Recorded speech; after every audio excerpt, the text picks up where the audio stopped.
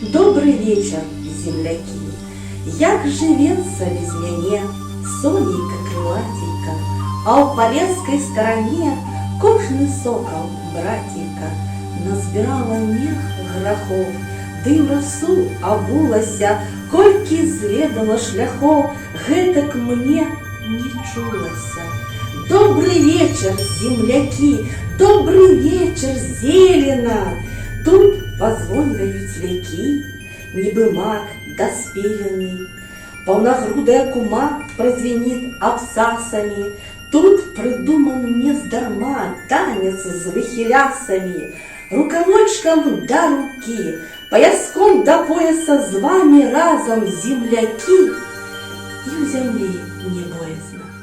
Я навеки у тебе закохана, родный краю, Полесье мое.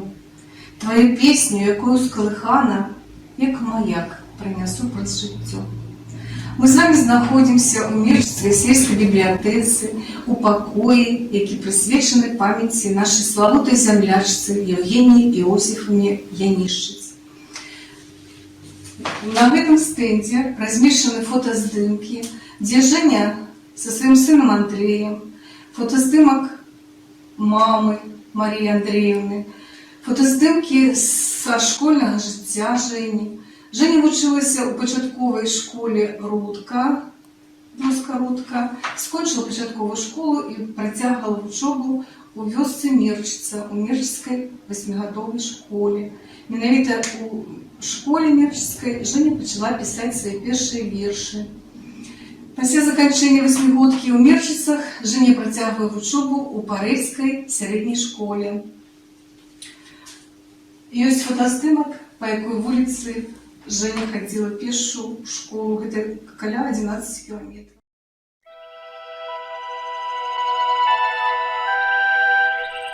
На стенде есть фотоздимок, где Евгений Янішиць побач с нашим народным поэтом Беларуси Нилом Самойловичем Гилевичем.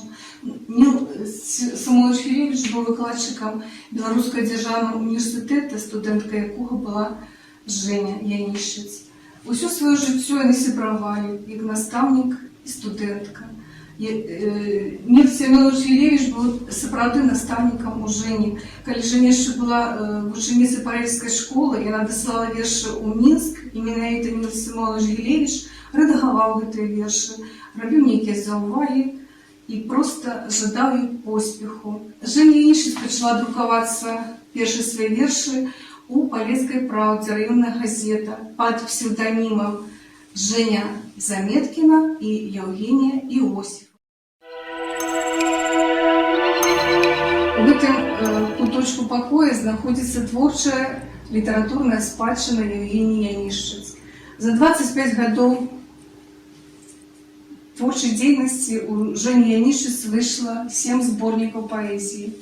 Первый сборник вышел у 1970 году, когда Женя еще была студенткой филологічного факультета Белорусского державного университета. «Снежные границы» назывался сборник. Далей, вельми, скажем так, хутко стали выходить сборники «На березе пляча», «Ясельда», «День вечаровый», «Калина зимы», «У шуме житня святла», «Пора Львові і жалю». До 40-годдзя со дня нараджэння Евгении Янішиць был выпущен такі ёмісты сборник выборнага, где были опубликованы самые лепшие верши Жени Янішиць, поэмы, просто у знак поваги до творчего таленту нашей земли. Свет открытый и босый на родине моей, жаўруковыя росы и трава зверобой. Тут не хвалятся счастьем, як живется, живут. Да любые напасти лекам песни звядуць. Ой, як тихо пяецца про лясок і высок, про Марусіна сердце и яе поясок. Поясочком сцяжына, перавяслам жытло, и любовь, и айчына. Так, як зроду было.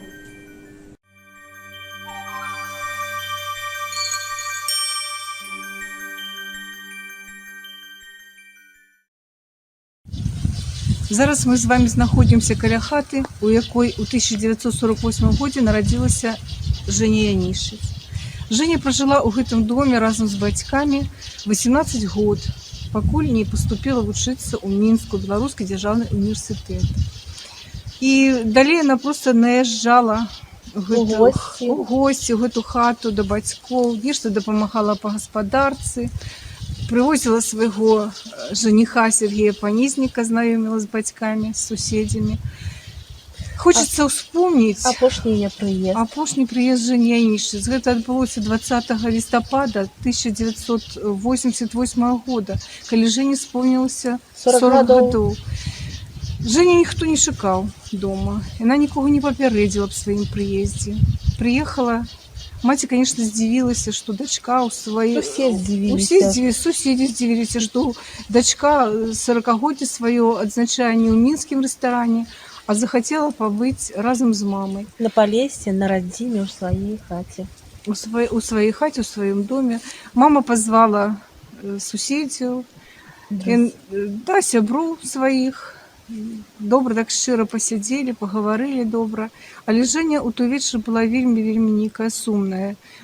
Пазней Марія Андреевна, мама паэткі, успамінае, што на самай справе нешта цягаціла Женю, нейкі настрой быў зусім не святочны, скажам.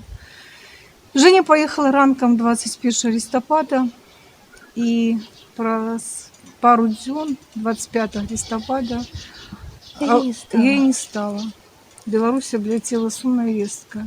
Жені, палескай ластаўкі, непрыручнай птушкі ўжо няма з намі.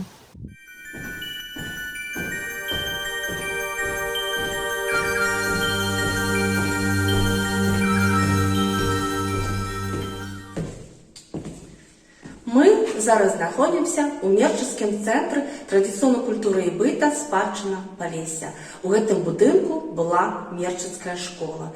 Калісьці па гэтых карыдорах хадзіла будучая паэтэса Евгения Янішыць.